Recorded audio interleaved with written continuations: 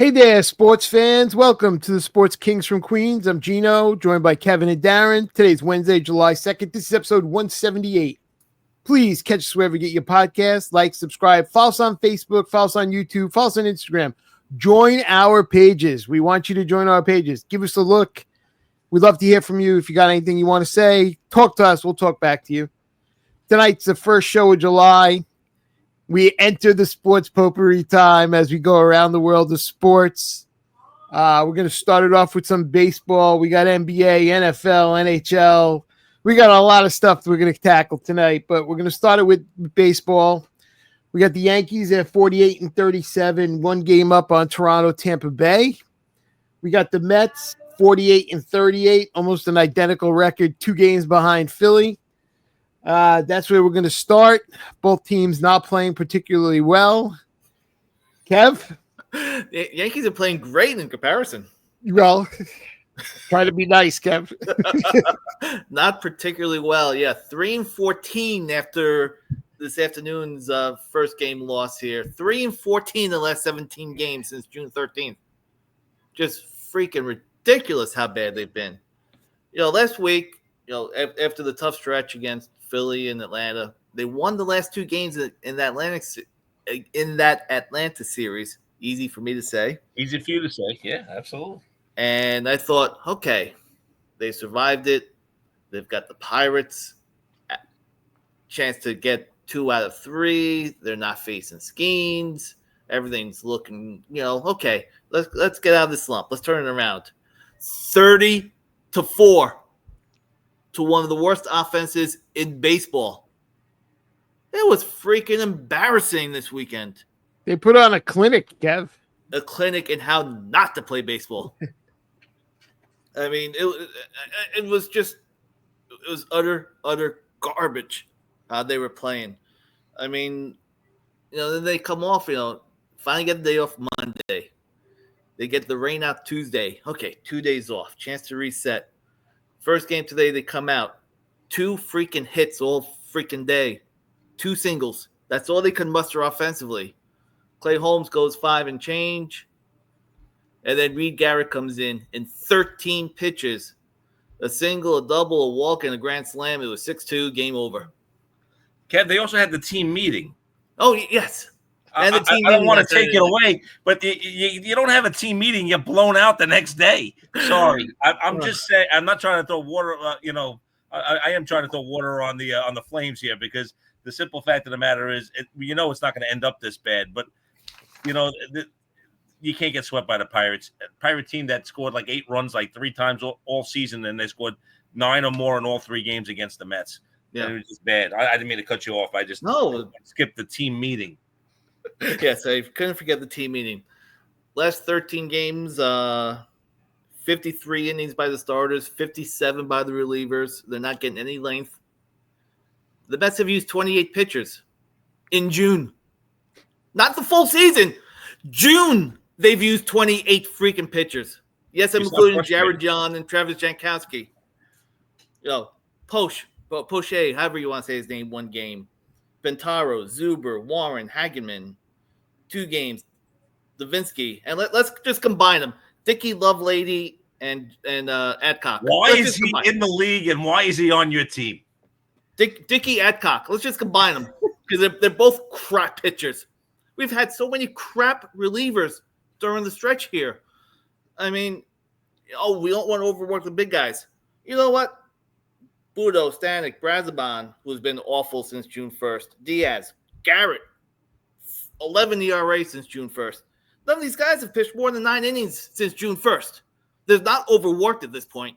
It's the rest of the freaking bullpen that they keep bringing up these crap pitchers, recycling through all these retreads. It's just been incredible to watch. And then the offense is just giving them nothing. I mean, I don't want – Juan Soto is like the poster child. And I know he had great numbers in June. He did.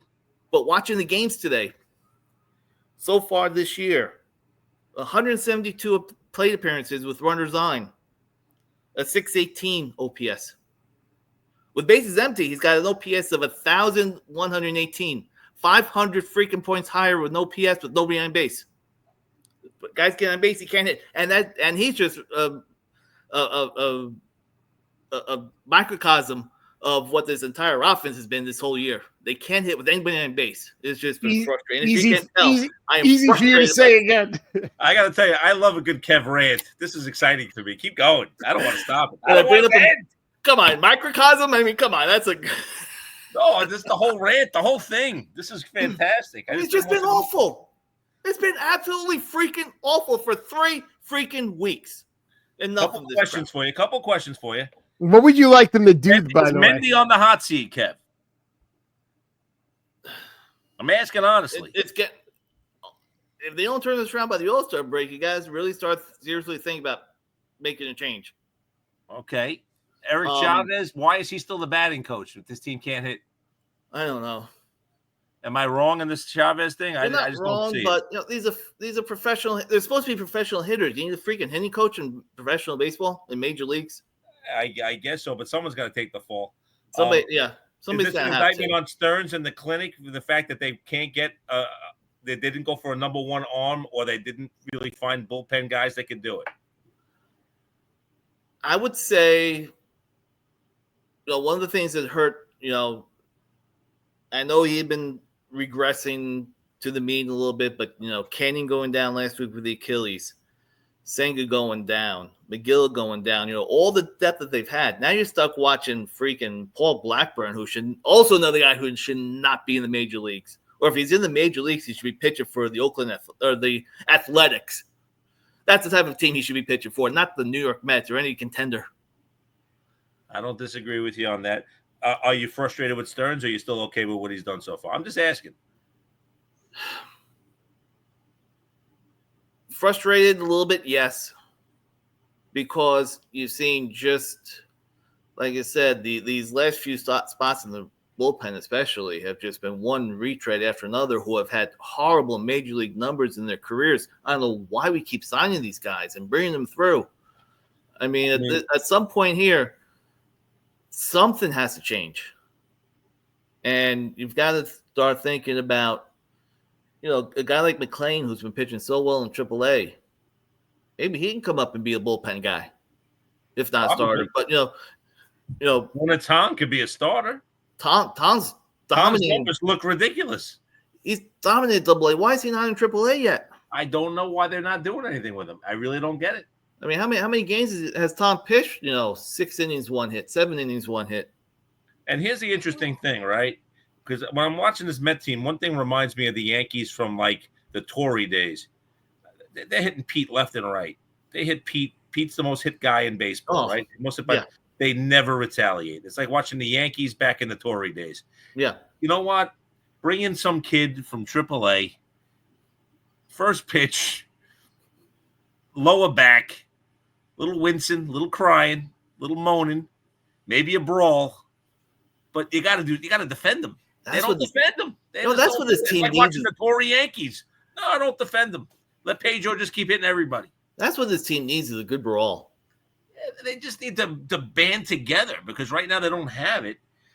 Stearns has to be a big market, and Stearns has to be proved to be a big market GM now. Now it's enough of the crap. Now it's time to play with the big boys. You got listen for me, and you might disagree. I need a 7th inning guy. I need an 8th inning guy. I need another starter. Yep. That's it. The offense, listen, if you can find a way to get a center fielder, outstanding. If you can find a way to get Jaron Durant from the Red Sox, and they're shopping them, and they throw in Chapman for you, freaking fantastic.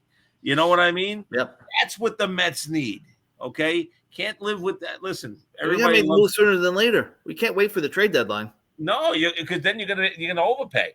I mean, you're sitting there and listen, the center field kids, they try and they're nice and they hit 225. You need someone that can play every day. I'm just saying, the Pittsburgh series was about as low a point as we've seen with the Mets in several years. Did you expect anything less than 2 out of 3? No, without Skeens, you were thinking maybe sweep after beating the Braves the last 2. But you're saying, all right, 2 out of 3. No Skeens, I'm going to be all right. Even though Keller's decent, you figure even if you lost the first one, you'd win the other 2. That's the way I viewed that matchup. No Skeens, you needed 2. Just to at least back up those 2 wins against the Braves and get that losing streak behind you. This way you can say, okay, we've won 4 out of 5 going into a day off. That would have been a hell of a lot better than getting swept, especially 30-4. Yep. I hate kicking a guy when he's down, but Kev, here we go. This is the regression to the mean. This team is not that good. I told you this in the preseason. I predicted them not to make the playoffs.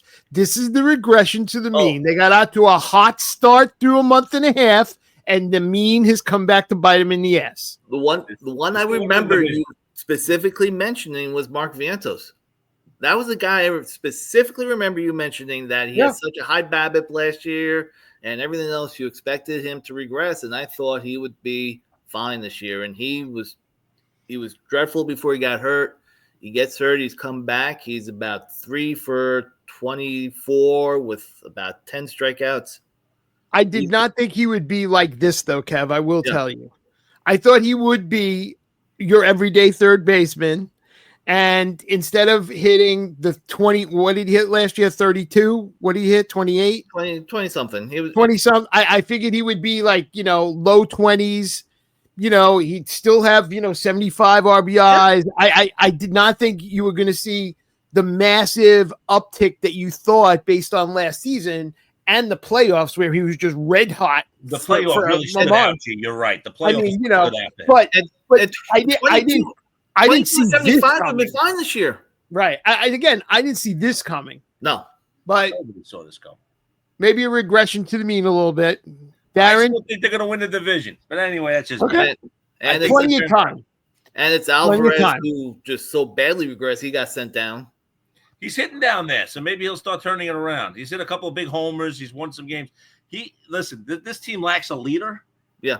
And I thought Alvarez was going to be it.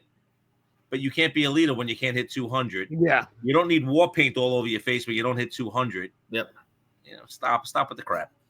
Okay. Hit 200, then we can do it. All right. Across town, Yankees 48-37. Darren? This team, listen, they're trying to make a little comeback tonight. They're down 8-6. They were down 8-0 to the Blue Jays. If I have to watch Leiter come in again, I think I'm going to blow my brains out. He hasn't been good. It's like, why? I know Cruz got hurt. That's big. It's huge. But now you're sitting there and you're watching, Williams kind of get it together. Weaver got rocked the other night, but I'm willing to give Weaver a pass because he's been good enough for a long time. Give him one bad outing. It was actually last night. But the simple fact of the matter with this team right now is the offense is still kind of stagnant, much like I talked about last week. They don't know how to put a lineup together. There's no consistency. Everybody's getting days off all over the place for no rhyme or reason because Boone and Cashman are morons. They should have been out of here 10 years ago. Instead, I'm still yelling about the same two idiots over and over and over again. Listen, don't get me wrong. Boone, was a fine ball player. Cashman is living on 25 to 30 years ago outside of the 2009 season. 15. This is the Yankees. 15 years is unacceptable. I'm sorry. And it sounds, condescending to every other team in baseball. No, this is the Yankees. 15 years is unacceptable. And watching this team right now, this outside of Fried and Rodon looking good and Judge being, great, a little slump here, but you knew he wasn't going to hit 400, so who cares? 358 at the moment. I mean, Yeah, a little slump from where he was. But there's nothing else you can count on. Volpe just making mistake after mistake in the field, not knowing where to go with it, making too many errors.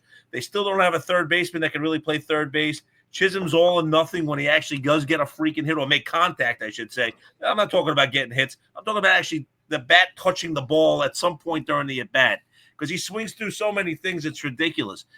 Dominguez, I want to see him I want to see him every day. I got to be honest. There's no reason not to with this team. There's no reason not to. I don't know. It's just frustrating. The one difference between the Yankees and the Mets right now, and honestly, the only reason why is even as a Yankee fan, you can subtly say to yourself, I'm glad we didn't get Soto. Not that you didn't want him. Don't get me wrong, Kev. Is that they wouldn't have signed Fried. Yeah. And what Fried gave the Yankees is the stopper, okay? The Yankees don't go on long losing streaks for the most part because Fried is going to pitch every 5 days. And and then you say to yourself, Rodon's been really good, and Clark Schmidt, no hitter through 7, but we can't leave him in. But and Heel hasn't even come here yet, and Cole was out for the season. You can imagine what the 5-man rotation could have looked like. Yeah, it could have been something really special. I mean, right now the Phillies seem to have that little special thing with their at least top 4. But with the Yankees, it could have been a really good 5. And when Heel gets back, I think we're going to have a really strong 4. But they got to figure out what they want to do with the lineup. They have to get me a third baseman. Go get Arenado, okay? Stop wasting everybody's time. Put the guy in the third. You know why? Because he doesn't strike out like everybody else on this freaking team. He actually puts the ball in play. Nobody else on the team knows how to do it. So why not utilize him?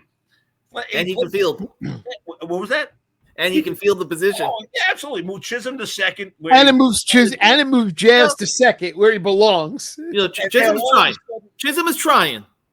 I understand, Kev, I understand, but I said this off season. I want a first baseman. I want a third baseman. They got Goldschmidt and did nothing for third base. Yep. And now we're stuck with, and I thought we were going to be stuck with Cabrera and Peraza, and because they said in spring training, and actually Jazz commented on this yesterday, that he was told he would be playing second base. He's not all that happy about playing third. And here we go again. And it's coming out more now because Volpe is not playing well at all. So the whole infield, when you're playing Jazz at a position he's not supposed to be playing at, you're playing LeMahieu, who's, what the hell is he, 48? I don't know how old he is. What is he at this point? He's 48. Okay. So today I was watching The Natural, just as an aside, Gino. Wilford Brimley is 50 in that movie. Somebody shoot me in the head. He's actually 50 years old when that movie's being made.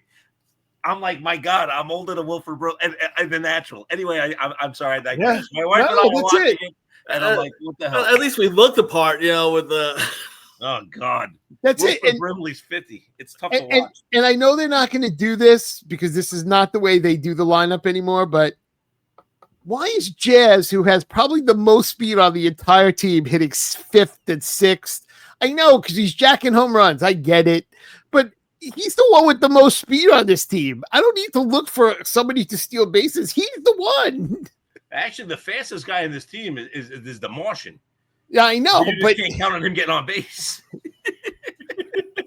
I mean, he's like a demon on the base paths, though. What he can get anywhere. It's just funny. Listen, they took 2 out of 3 from the A's, which they needed to do. Yeah, but right now it's 8-7 against they're playing against the Blue Jays, trying to salvage this game because the bullpen blew the first 2. So let's see what happens. Going around the rest of baseball, so the Yankees lead the AL East. Detroit's at 54-32. They're 12.5 games up, by the way. Houston is 51-34. They're 7 games up. We did the NL East. Philly 2 games up on the Mets at the moment. The Cubs have a 2-game lead. They're 50-35, and the Dodgers are 54-32. They lead the NL West. They're up 7.5 games. So I want to talk a couple minutes about the all-star starters that were announced. Okay. But before I do that, let's talk a little bit about Dave Parker. Darren, you want to start? Well, listen, to me, he was one of the top right fielders of my generation. Absolutely. For all the things he did, and let's be honest, he was 2-time World Series champion, 3 Gold Gloves, 78 MVP. You'll never forget the throw in 79 in the All-Star game. Yeah. You'll never forget the throw. And you feel like you watch Dave Parker make those throws 10, 15 times a year without cable, without getting to watch him with highlights all the time. The fact that he just was going to be in the Hall of Fame this year, I thought was a little bit of a disservice to him. And the fact that he didn't actually get to live for it is sad because Dave Parker to me was a Hall of Famer when I was a kid. And he was the Cobra was great. At least he got notified. No, I give you that, but he should have been able to make his speech and swore slack. Yeah, that would have been great to have seen him up there. We're of the age that we grew up watching the All-Star game because that was our chance to see everybody. We didn't have cable every night. We had the game of the week. We had Twib. Which was awesome. Baseball, for those of you who don't know Twib. I mean, we look forward to that on Saturday afternoons. Absolutely. And the All-Star game was our chance to see these players. And when we saw Dave Parker in 79, we went, Oh my God, I can't believe this type of ball player exists. Yeah. Brian Downing running, Gary Carter the catcher, perfect throw. It doesn't get any better, by the way. I mean, for how big a guy he was, with how much power he had, he also won 2 batting titles, hitting 330, 340. I mean, you want to talk 5 tools? He was a 5-tool player. Yeah, absolutely. Again, a player that we've seen some marginal players get into the Hall of Fame before Dave Parker. Yeah. I don't know what people were watching. Yeah. Dave Parker to me was a great player. The We Are Family and 79 Pirate team is one of those teams that is just heralded. I mean, they had some magical stuff to them. I mean, you talk about the 86 Mets having some magic and other teams like that, but the 79 Pirates were the first team I can remember watching. Well, 78 Yankees too, because of the comeback. And them and the 79 Pirates just had something special about the way that they played. I love Dave Parker. The Cobra was fantastic. Yep. All right, so July 15th, Truist Park in Atlanta is the All-Star game. Starters were announced today. I'll just read you the NL. I really don't have an issue with the NL starters. Will Smith catching, Freeman at first, Marte at second, Lindor at short, Machado at third. The outfielders are Acuna, Pete Crow Armstrong, and Tucker. Ohtani is the designated hitter. I get that they're in Atlanta. Acuna's got to start. I get it. But, you got James Wood and Kyle Schwarber having really good seasons. Acuna's played, 22 games? I agree with you, Gino. Listen, but you know what, Darren? I can live with that. I really can, okay? But let me read you the AL starters, and then I'll get a comment. So, Cal Raleigh catching, Vladimir Guerrero at first, Gleyber Torres at second, Jacob Wilson at short, Jose Ramirez at third, Judge, Riley Green, and Javi Baez in the outfield, and Ryan O'Hearn as the designated hitter. O'Hearn, Green, Wilson, Gleyber, and Raleigh, 5 first-time additions, along with Pete Crow Armstrong, so 6 first-timers, okay? Gleyber Torres gets in over Aranda from Tampa Bay, Garcia from the Royals, and Brandon Lowe, who's got 19 home runs with Tampa, okay? Jacob Wilson gets in over Pena and Bobby Witt. I don't understand that. And in the outfield, Baez and Green both get in. If you want to give me the fact that Riley Green is having a great year and he's in, I get it. But no Rooker, Springer, Abreu, Buxton, Adele. Where the hell did all these Detroit Tigers come from?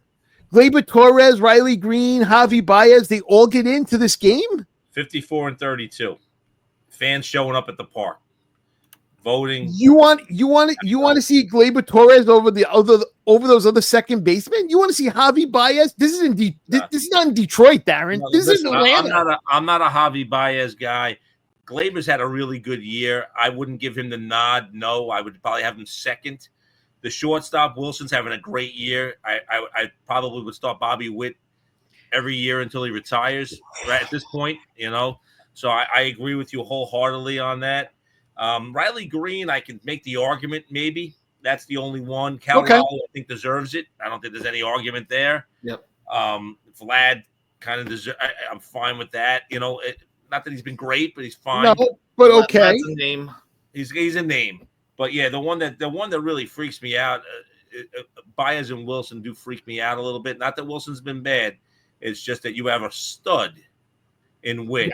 Yeah. And you have better options. Now, Gino, who was the second baseman you mentioned? Gleyber Torres. Yeah, who were the other ones you mentioned? Aranda. Yep. Miguel Garcia. Yep. And Brandon Lau from Tampa Bay with his 19 home runs. If you're not a baseball diehard, do you know any of these other 3 names? If you're a baseball diehard, do you even know Gleyber Torres, other than the fact that he played for the Yankees? Well, the fact that he played for the Yankees is where he gets the name from, and apparently Detroit's done something to get those fans voting to get 3 starters in there. Okay, it's a tough one for me. I gotta tell you, it's a tough one for me. I'm gonna ask you a question though, Gino. If Aranda got it, would you be still questioning it? Because nobody knows who Aranda is. Nobody knows who Aranda is. But we know he's got better numbers probably, but listen, Aranda's a great hitter right now. I agree with you. Aranda's got 10 home runs and hitting 325. Understood. But Glaber's got 9 home runs and hitting 284. But who knows who's got better name recognition? Torres or Aranda? But if that's the argument, then why the hell is Altuve not in this discussion? Because that's the guy. But what was he listed on the ballot? Second base or outfield? He's probably an outfielder still, isn't he? On the ballot. I'd have to look. I don't know if he was listed, but I might be wrong. I'm not sure which one he was listed as. I didn't have my punch ballot in front of me. I wish there was a punch ballot. That was the funnest part. One of the fun part about going to the game when we were kids. I don't know. Listen, the All-Star Games rosters usually don't bother me too much. I have to tell you, over the years they haven't bothered me. But I mean, if you're telling me you're taking three Detroit Tigers, they better have some good numbers. And it can't be Gleyber Torres with his freaking 9 home runs and 260 at-bats. Yeah. I don't know. It's just a good year, but I'm not arguing with you. Yeah, listen, I usually try not to get too into this one because at the end of the day, most of these guys are going to make the All-Star roster anyway. You know, like Acuna, I get is the starter. It's in Atlanta. James Woods and Kyle Schwarber are going to make the team. I'm not, I try not to get, but I just thought it was a little odd. 3 Detroit Tigers in this lineup, and none of them are having a big year. If you told me someone was having a huge year out of that, like Pete Crow Armstrong, I get it, right? But sorry, Kevin, I keep doing it. Every Met fan is listening to Pete Crow Armstrong and Javi Baez make the All-Star team this year. Exactly. They're getting hives, they're scratching, they're twitching. Any other baseball points before we start? I have a few, but you have a couple. Darren? Hit it. Me, you, Kev. Just a point with the way baseball is, today, especially with the Mets, the first game, Clay Holmes, 90 pitches, 5 1/3. That's enough. Let's take him out. We got to go to the bullpen.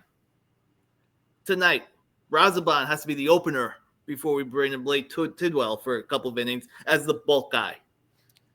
62 years ago tonight, the team playing in Milwaukee, the Milwaukee Braves, played in Candlestick Park. The Giants won 1-0 on a Willie Mays walk-off home run in the 16th inning. Why do I bring this game up? This game didn't need any pitch clock bullshit or anything like that. 4 hours, 10 minutes. Didn't need a pitch clock to get this game moving. 4 hours and 10 minutes to play 16 innings. Oh, and by the way, Juan Marichal threw the complete game. 16 innings. 8 hits, no runs, 4 walks, 10 strikeouts. The other side, 42-year-old Warren Spahn. He of 382 complete games and 780 starts. I love you, Kev, but you got to get to this century with some of the players you mentioned. 15 in the 3rd innings. 9 hits, 1 run. He gets the loss. 42 years old. We can't get guys out there throwing more than 90 pitches. And we've got 42-year-olds throwing complete games, throwing 15, 16 innings.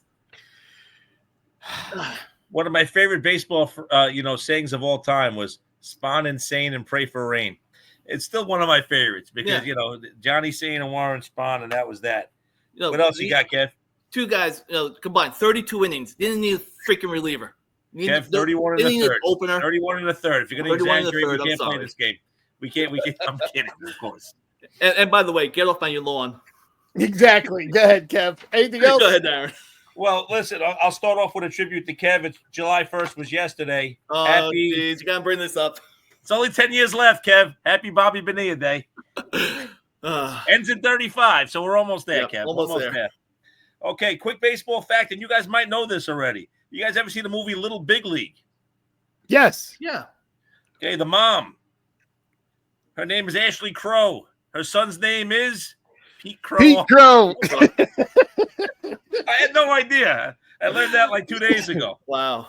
Last Friday, a couple of really good pitching performances, right? We saw Nick Martinez take a no-hitter into the 9th against the Padres, right? But that wasn't the best pitching performance of the night. Sonny Gray, okay, who when he was a Yankee sucked. Went 9 innings, right? Allowed 1 hit, no walks, 11 Ks on 89 pitches. Okay. Wow. Greg Maddux like, right? That's the only pitcher in Major League Baseball history to throw 9 innings, allow 1 hit or less, no earned runs, no walks, and throw less than 90 pitches. Wow. That was record set. Everyone's talking about Nick Martinez. What Sonny Gray did was ridiculous. Wow. We've not talked about Jacob Mizorowski much on our show or at all. 6'7", 197, but the Mets rocked him tonight, so we don't have to talk about him too much. Another rookie that was mentioned earlier and a player that was mentioned earlier by Gino, James Wood was intentionally walked 4 times in a game. They started keeping this stat in 1955. It's only happened 9 times. So Bonds 4, Manny Ramirez, Andre Dawson, Gary Templeton, Roger Maris, and of course the immortal James Wood. You think Gary Templeton was hitting 8th that night? Oh God! And last but not least, just in case you think your ownership is really bad, because I did not know this, you guys might have. In 1990, Cincinnati Reds owner Marge Schott was so annoyed that her team swept the A's in 4 games in the World Series, she refused to pay for a post-game celebration. The Reds celebrated on their own hamburgers. They bought them themselves because she wanted the proceeds from Game 5.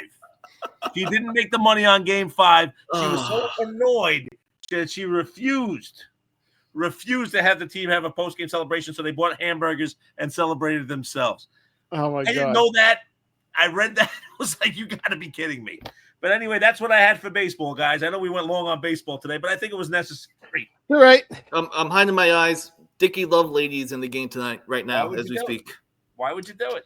All right. It's Dickie Lovelady in there. It's sports potpourri time, so we will go around, pick a sport, pick something you want to talk about. The NBA, right? Because we have stuff to talk about there, Kev. NBA. Kev, you want to start NBA? Oh, the big excitement. Mike Brown expected to be named head coach, and the crowd goes mild. Coach of the year. 2-time coach of the year, Kev. I know. Mike Brown's going to come in. He's going to do a nice job. They're going to continue their 50-win seasons right now. I don't know what I was looking for, but Mike Brown wasn't it. I don't know. Well, you know what, though? I think the thing that detracts from this is it took him this long to name Mike Brown. If 2 days after Thibodeau was fired, we decided it's Mike Brown, he's the guy, boom, boom, we would think they have a plan, and I think we'd all be a little bit better off for it. But we are now, 4 weeks later, 3.5 weeks later after Thibodeau is gone? They were rejected from 5 different coaches that they wanted to interview. Dawn Staley became a candidate, so Kev got intrigued for a moment. And then, I don't even know what else to say. I mean, anything there? I mean, am I wrong? Well, here's the thing. I mean, listen, Brown probably the best name out there left.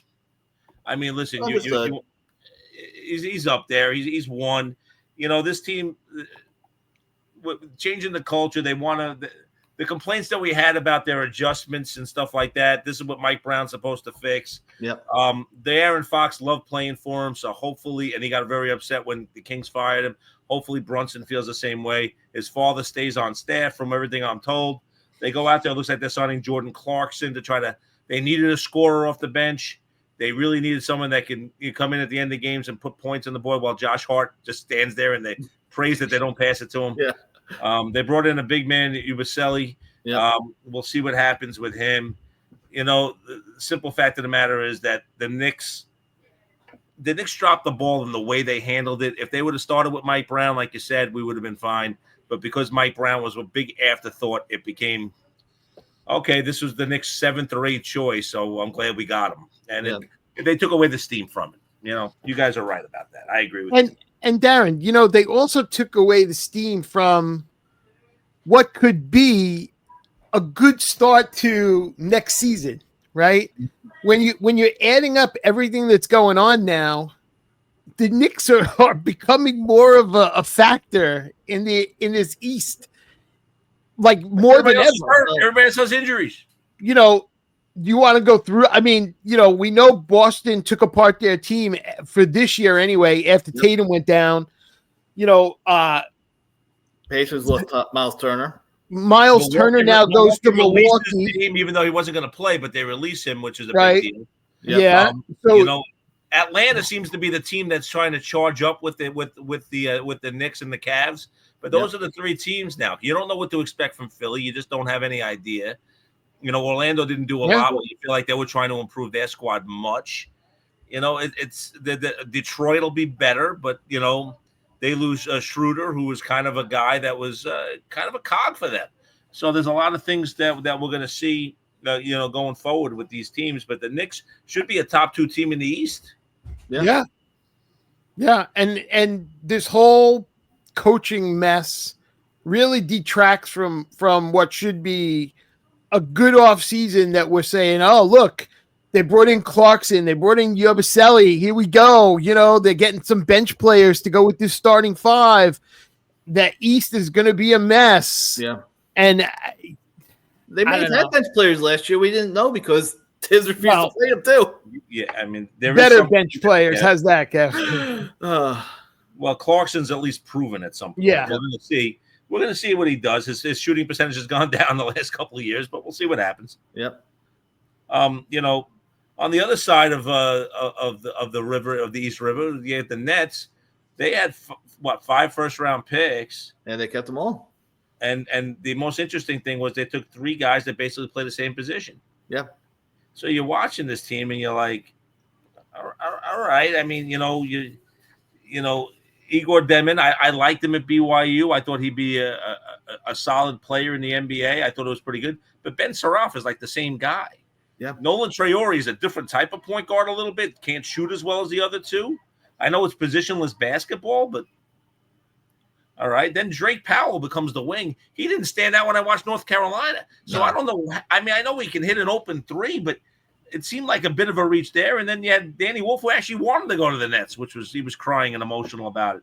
So I thought that the Nets, I can't say they did badly because, the 3 guys I watched, 2 of them were pretty good, but I thought that it was interesting what they tried to pull off here. Then they make the trade for Kevin Porter Jr., so they bring him in. They deal with Cam Johnson, who's a couple of years older than Porter. But Porter, there's more money on the cap. See, they got 1 year left with Porter, so he'll probably either be dealt unless they feel like they're going to build around him. The Nets are so far into the cap, they had to get to a certain floor. Yeah. They had to get to the threshold.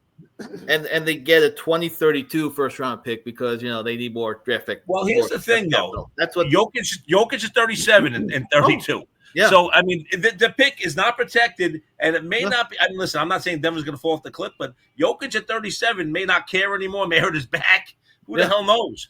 And that pick could end up being something pretty decent for the Nets. It's draft capital, at the very least. This is another first-round pick. They've got 2 now. Absolutely. So, I mean, both teams did well. Obviously, watching the draft, I thought Cooper Flag was the no-brainer.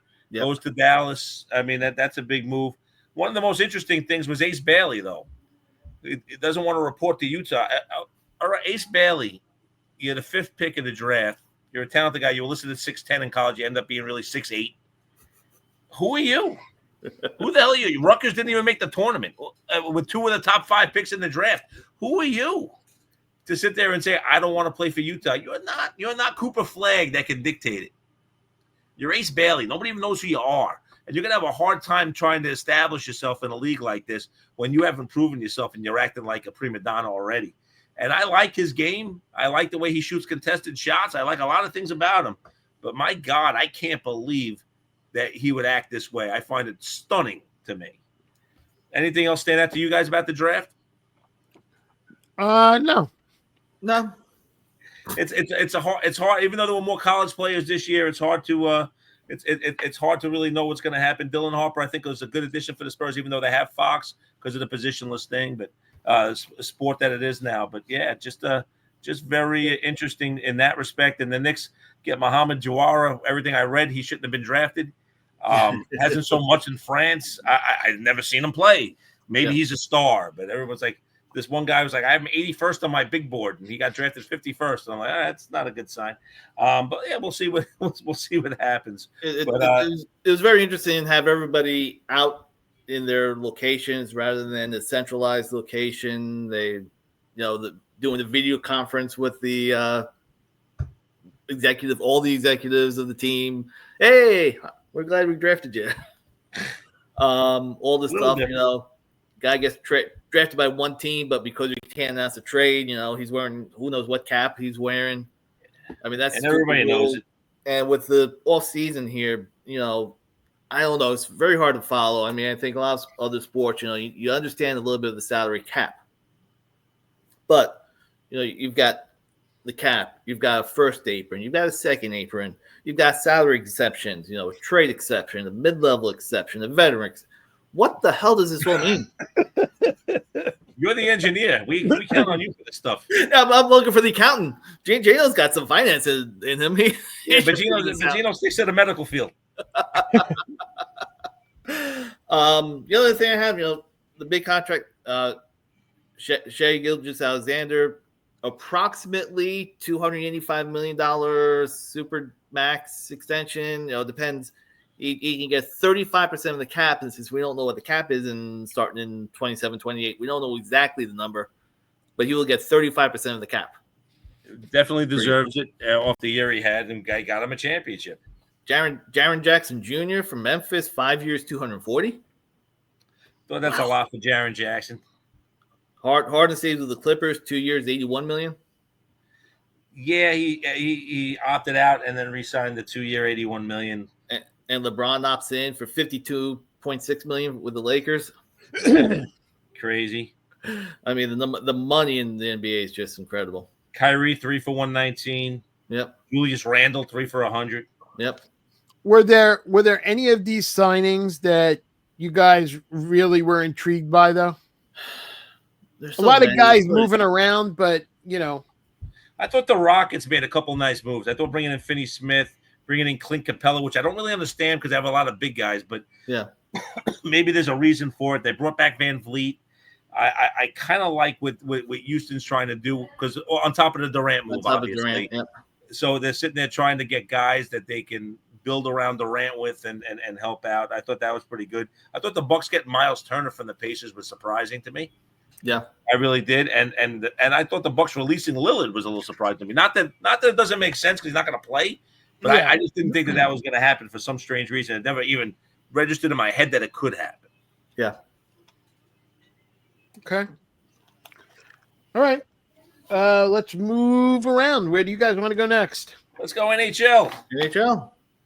So NHL draft happened last week. Islanders selected Matthew Schaefer, defenseman number 1. Day before, they also acquired 2 draft picks in a trade with Montreal, sending Noah Dobson.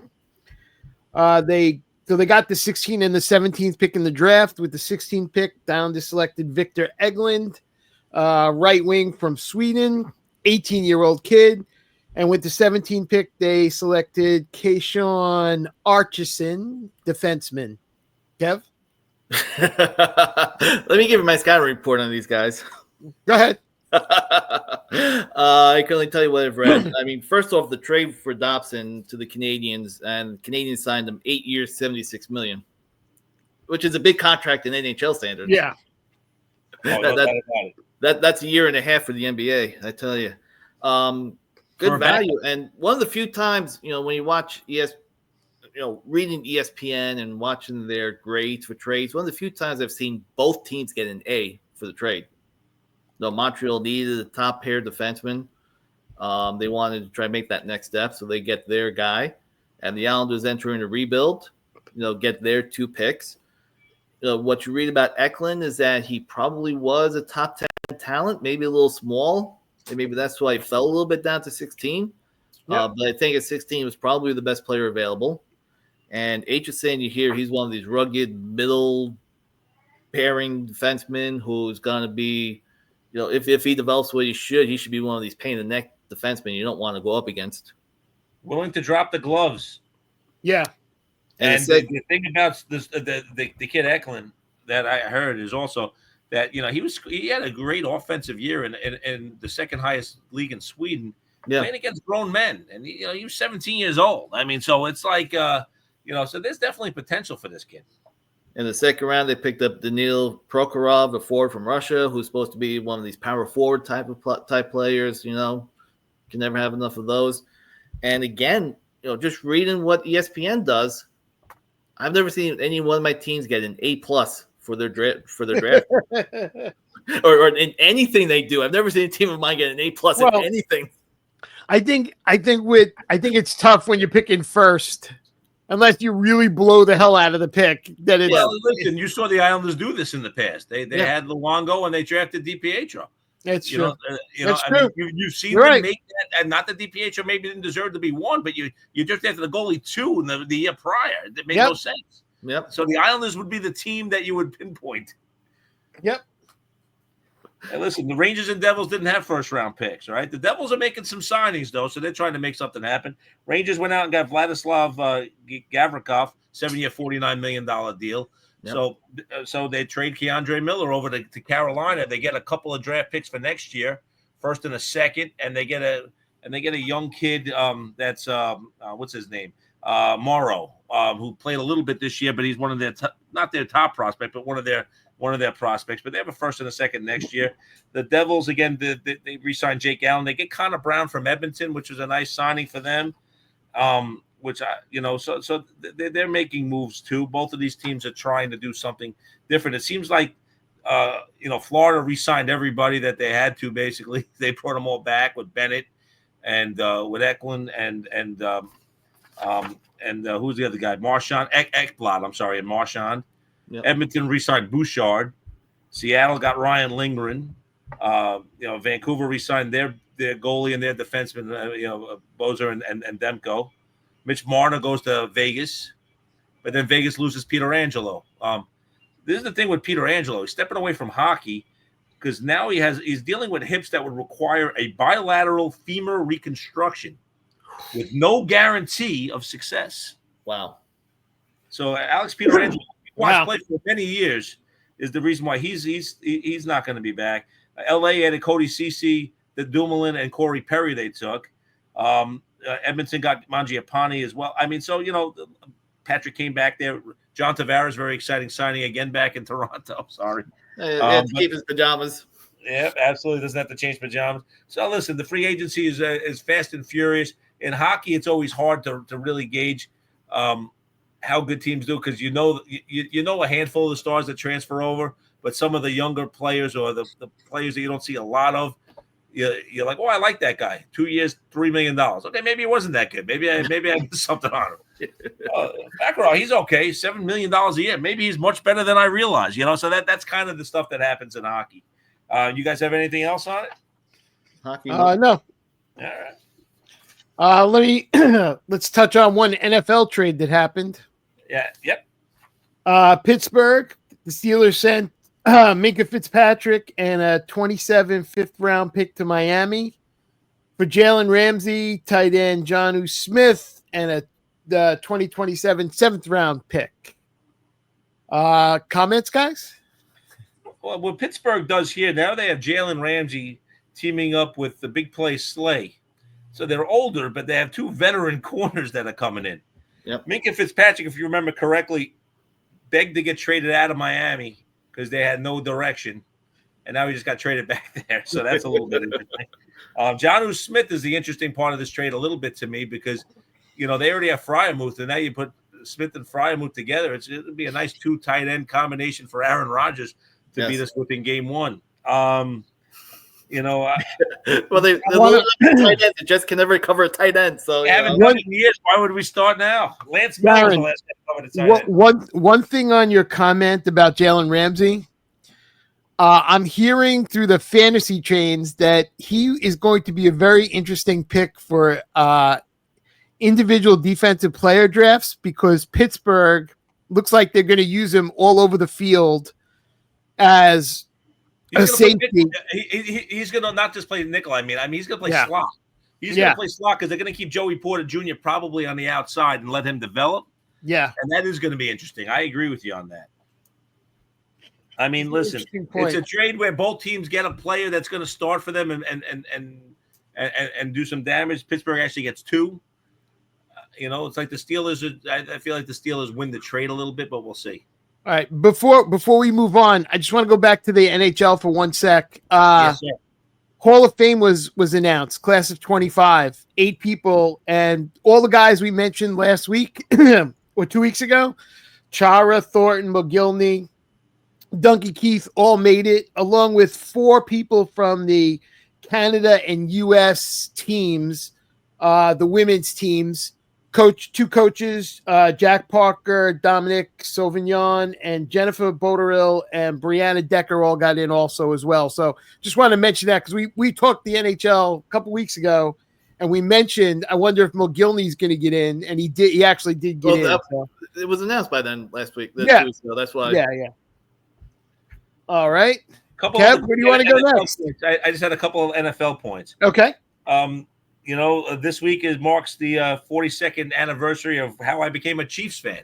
Joe Delaney dying, trying to rescue kids that could not that said they could not swim. He could not swim. Nobody was going to help him. He drove in. All 3 kids got to shore. He ended up perishing in that. I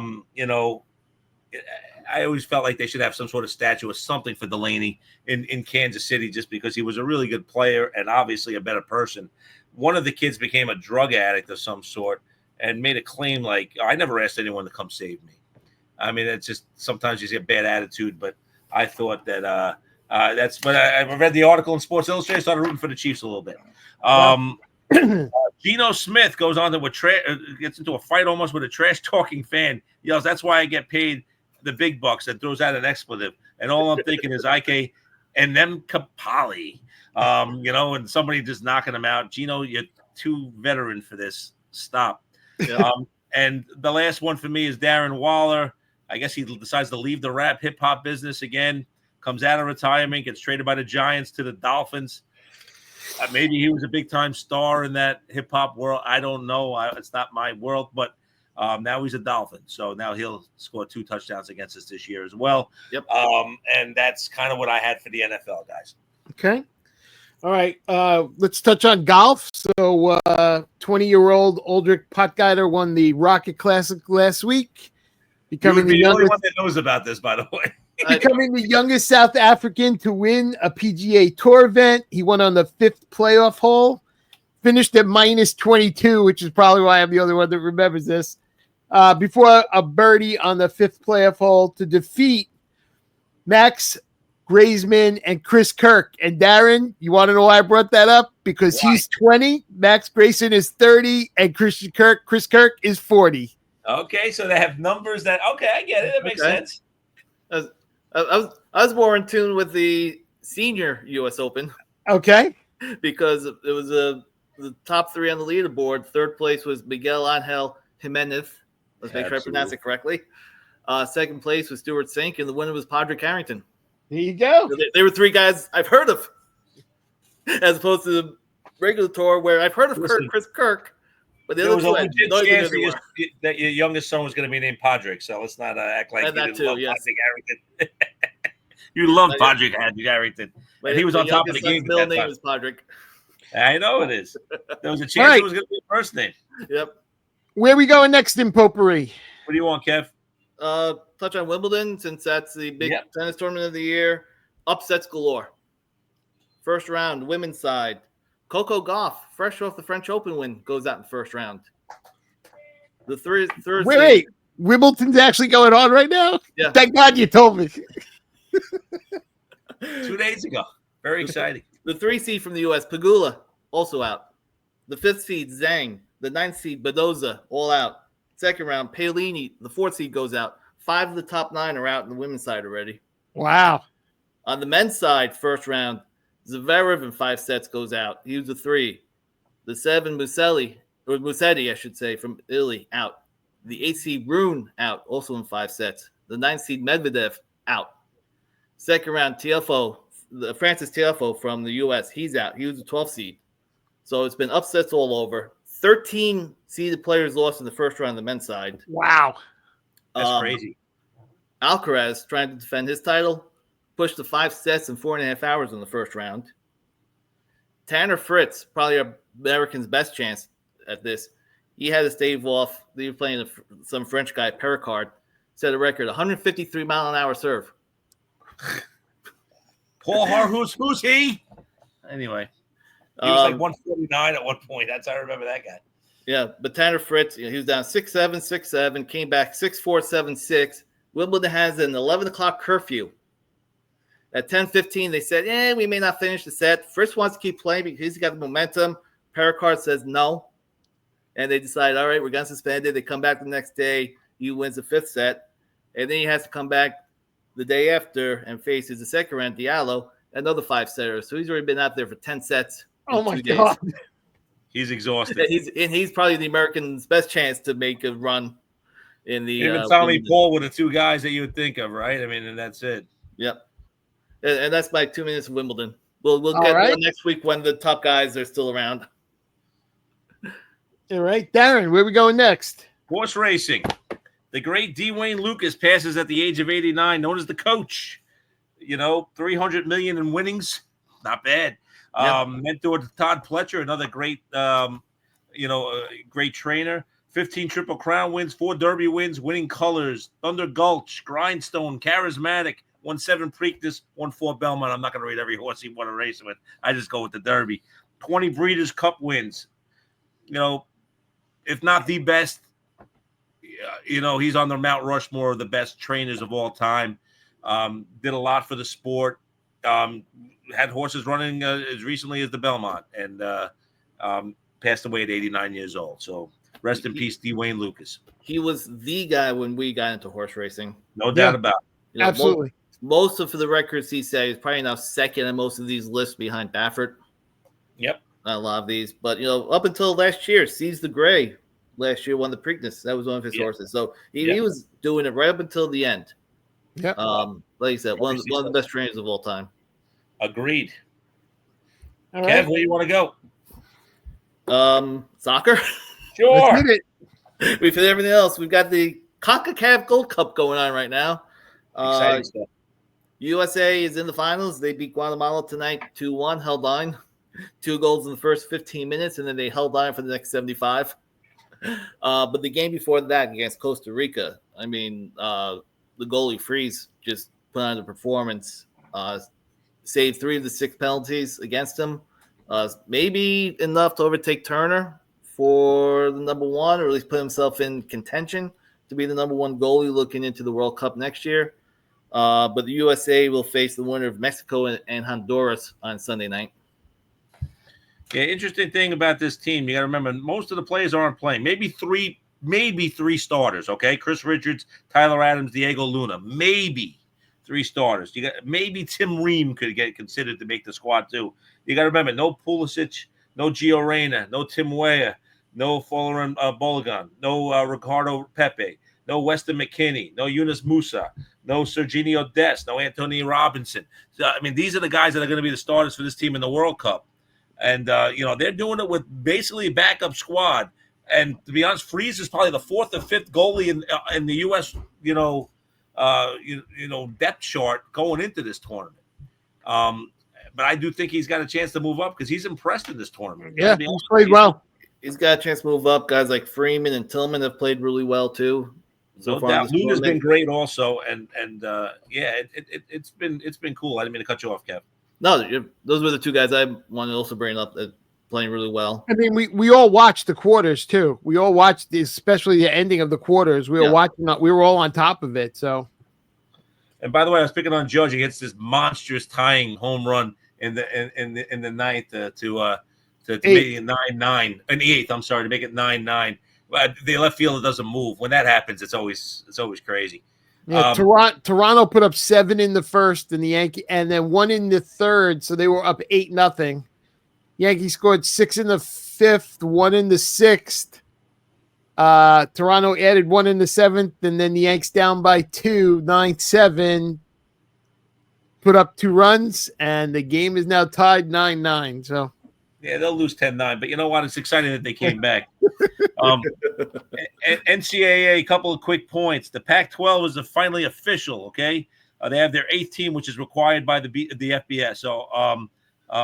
So the Texas State Bobcats joined, Gino. So now it has Washington State, Oregon State, Boise State, Fresno State, San Diego State, Utah State, Colorado State, and now Texas State, okay, and Gonzaga with basketball. They really should merge with the Mountain West and try to become a little bit of a bigger conference, but it doesn't look super like that's conference happening like everybody yet. else. But there we are. So now they are official. So they will be recognized in FBS. BYU starting quarterback Jake Retzlaff will enter the portal. Apparently, he's having honor code issues at BYU. I don't know if he just had sex with a girl or he assaulted her. I'm not sure, but you're not allowed to do that at BYU. I'm not trying to downplay if it was a sexual assault. Please, No, but I don't know. I just know honor code, so I don't know if it was consensual or not. But in BYU, things can happen, so you don't know. And then really most interesting fact of the week for me, and all the stupid things I brought up with baseball, but the Rice Owls are going to have something really interesting this year. Okay. They're on the precipice of something great, Gino. And do you know why? Why? They have a quarterback that checks all the boxes. His name is Mobility. Mohbility. 179-pound quarterback out of Dallas. Go Rice. Go Owl. I mean, a name like Mobility. Mobility. I was losing it. His brother Ab. I mean, there's a lot of stuff going on here. I don't know, but Mobility. I mean, this team's going to be mobile. They're going to be exciting. Go Rice. And that's all I got in the college world, my friends. All right. Anything else before we wrap it up, guys? Darren, let's wrap it up. Anything left? All right. We are the Sports Kings from Queens. Darren here with Kevin. Here with Gino. Talk about the wonderful, wild, and wacky world of sports. A wacky world where Pete Crow Armstrong gets mentioned 7 times on a single show. Please download the podcast anywhere you get a podcast, whether it be an Apple product, Spotify, TuneIn, whatever you like.